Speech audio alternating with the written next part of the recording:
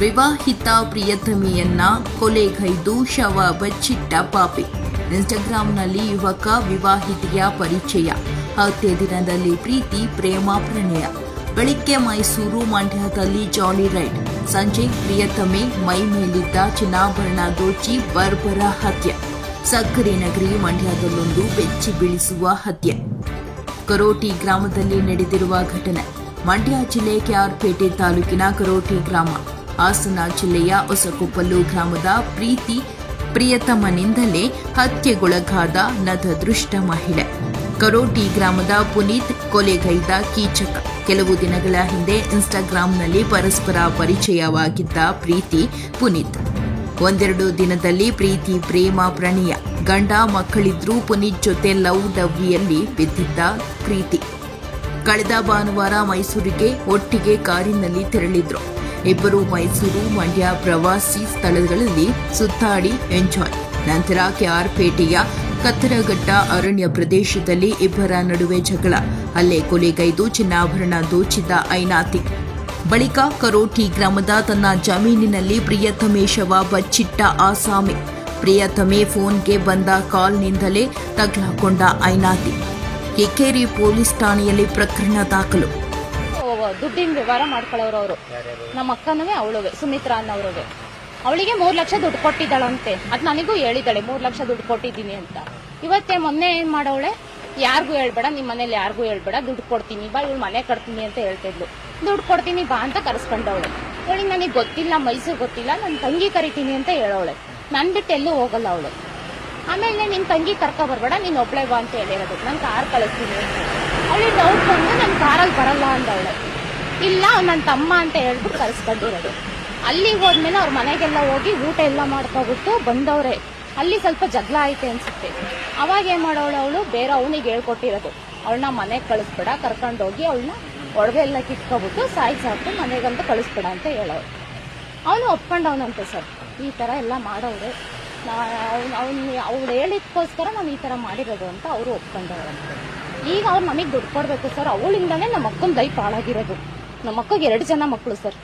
ನನ್ನ ಮಕ್ಕಳು ಎಷ್ಟು ಕಣ್ಣೀರಲ್ಲಿ ಕೈ ತೊಳಿತಾ ಇದಾವೆ ಗೊತ್ತಾ ಸರ್. ನಮ್ಗೆ ಎಷ್ಟು ದುಃಖ ಐತೆ ಗೊತ್ತಾ ಸರ್. 3 ದಿವಸದಿಂದ ಯಾರು ಇಲ್ದಂಗೆ ಬಿದ್ದವಳೆ ಸರ್. ಅಲ್ಲಿ ಎಷ್ಟು ಟಾರ್ಚರ್ ಕೊಟ್ಟವ್ರಂತೆ ಸರ್.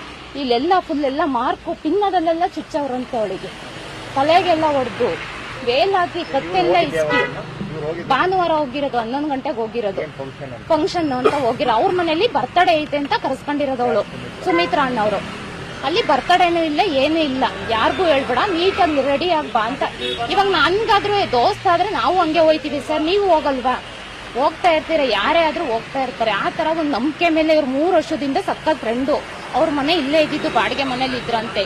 ಈಗ 1-2 ತಿಂಗಳಲ್ಲಿ ಮನೆ ಖಾಲಿ ಮಾಡ್ಕೊಂಡು ಹೋಗವ್ರೆ. ಅವಳೇನ್ ಮಾಡವಳೆ, ಅಲ್ಲೇ ಗೋಕುಲ್ ದಾಸ್ಗೂ ಹೋಯ್ತವಳೆ. ಅವಳು ಕರೆಸ್ಕೊಬಿಟ್ಟು ಈ ತರ ಮಾಡವಳು ಸರ್. ದುಡ್ಡು ವಾಪಸ್ ಕೊಡ್ಬೇಕಲ್ಲ ಅಂತ. ಇವಳು ಒಡವೆ ಎಲ್ಲ ಹಾಕೊಂಡು ಹೋಗೋಳಲ್ಲ. ಇವಳು ಚೆನ್ನಾಗಿದ್ಲು, ಒಡವೆ ಎಲ್ಲ ಚೆನ್ನಾಗಿ ಹಾಕೊಳ್ಳೋಳಲ್ಲ. ಅವಳಿಗೆ ಹೊಟ್ಟೆ ಕಿಚ್ಚು, ಸಖತ್ ಹೊಟ್ಟೆ ಕಿಚ್ಚಿತ್ತು. ನಾನು ಹೇಳಿದ್ದೆ, ಸ್ವಲ್ಪ ದಿವಸದಿಂದ ಹೇಳಿದ್ದೆ ಅವಳ ಜೊತೆ ಜಾಸ್ತಿ ಒಡ್ಡಾಡ್ಬೇಡ ಅಂತವ. ಆತರ ಏನು ಇಲ್ಲ ಬಿಡು, ಫ್ರೆಂಡ್ ಅಲ್ವಾ ಅಂತ ಅವಳು ಅನ್ಕೊಂಡು ಒಡ್ಡಾಡ್ತಾ ಇದ್ಲು. ಯಾರೇ ಆದ್ರೂ ಫ್ರೆಂಡ್ ಏನು ಮಾಡಲ್ಲ ಅಂತ ನಾವು ಅದೇ ತರ ಅನ್ಕೊಂಡಿದ್ವು. ಅವಳು ಈ ತರ ನಮ್ಗೆ ಈ ತರ ಮೋಸ ಮಾಡ್ತಾಳೆ ಅಂತ ಗೊತ್ತಿರ್ತಿಲ್ಲ ಸರ್. ಫೋನ್ ಮಾಡಿದ್ದೀವಿ ಸರ್. ಅವಳು ಏನು ನನಗೆ ಗೊತ್ತಿಲ್ಲ. 1 ದಿವಸ ರಿಸೀವ್ ಮಾಡಿದ್ಲು, 1ನೇ ದಿವಸ ರಿಸೀವ್ ಮಾಡಿದ್ಲು. ರಿಸೀವ್ ಮಾಡ್ಬಿಟ್ಟು ಪ್ರೀತಿ ಬಂದವಳ ಅಂದಿದ್ಕೆ ಇಲ್ಲ ಅಣ್ಣ ಫೋನ್ ಮಾಡಿದ್ದು ಅಂತ ಅವ್ರ ಮನೆಯವ್ರಿಗೆ ಹೇಳವಳೆ. ನಮ್ಮ ಬಾವಿಗೆ ಹೇಳಿದ್ದಾರೆ. ಅದಾದ್ಮೇಲೆ ಅವತ್ತಿಂದ ಫೋನ್ ಮಾಡಿಲ್ಲ. ಏನಾಯ್ತೆ, ಏನ್ ಬಿಟ್ಟಿತೆ ಅಂತ ಅವಳು ಫೋನ್ ಮಾಡ್ಬೇಕು ಸರ್. ಅವಳು ಫೋನ್ ಮಾಡಿಲ್ಲ. ಈಗ ಅದಕ್ಕೆ ಬೆಳಗ್ಗೆ ಫೋನ್ ಮಾಡಿದ್ಕೆ ಅವಳು ಫೋನ್ ರಿಸೀವ್ ಮಾಡಿಲ್ಲ. ನಾವೇನ್ ಮಾಡೋಣ ಸರ್? ನಮ್ಗೆ ಅವನು ಹೇಳ್ತಾ ಇದ್ದಾನಲ್ಲ, ಅವರೇ ಕರ್ಸಿರೋದು, ಅವ್ರ ಮನೆಗೆಲ್ಲ ಹೋಗಿ ಊಟ ಮಾಡ್ಕೊ ಬಂದಿದೀವಿ ಅಂತ ಅವ್ನು ಹೇಳ್ತಾ ಇದ್ದಾನಂತೆ. ಅವನು ಆತರ ಕಂಪ್ಲೇಂಟ್ ಕೊಟ್ಟವನೆ. ಅವನು ಅವ್ರಮ್ಮ ಮತ್ತೆ ಅವ್ರ ಮಗ ಅಂತೆ, ಆನಂದ್ ಅಂತ ಅವ್ರ ಮಗನ ಹೆಸರು. ಅವರೆಲ್ಲ ಸೇರ್ಕೊಂಡು ನಾವು ಮಾಡಿರೋದು, 3 ಜನ ಮಾಡಿರೋದು. ಅವನು ಹೇಳ್ಕೊಟ್ಲಂತೆ ಅವಳನ್ನಂತೂ ಬಿಡ್ಬೇಡ ನೀನು, ಅವಳನ್ನೇನಾದ್ರೂ ಮಾಡಾಕಿ ಸಾಯಿಸ್ಕೊಡು ಅಂತವ. ಅವ್ನು ಅದಕ್ಕೇನೆ ಅವ್ರ ಮನೆ ಹತ್ರ ಕರ್ಕೊಂಡೋಗಿ ಅವ್ನು ಸಾಯಿಸಿರೋದು. ಆತರ ಮದ್ವೆಗ 16 ವರ್ಷ ಆಯ್ತು ಸರ್. ಮಕ್ಕಳು ಅವನು ದೊಡ್ಡವನು, ಅವನು ಚಿಕ್ಕವನೊಬ್ಬ ಇದ್ದಾನೆ. ಇವ್ರು ಗಾರ್ಮೆಂಟ್ಸಿಗೆ ಹೋಗೋರು, ಗೋಕುಲ್ ದಾಸ್ಗೆ. ಅವ್ರು ಹೋಗಕ್ಕೆ ಹಿಡಿದು 5 ವರ್ಷ ಆಯ್ತು ಸರ್. ಅವಾಗ ಪರಿಚಯ ಆಗಿರೋದು. ಈಗ 3 ವರ್ಷದಿಂದ ಪರಿಚಯ ಆಗಿರೋದು. ಅವಳು ಸುಮಿತ್ರಂದು ಯಾವ ಊರು ಅಂತ ಗೊತ್ತಿಲ್ಲ ಸರ್. ಇಲ್ಲಿ ಬಾಡಿಗೆ ಮನೇಲಿ ಇದ್ಲಂತೆ ಅವಳು.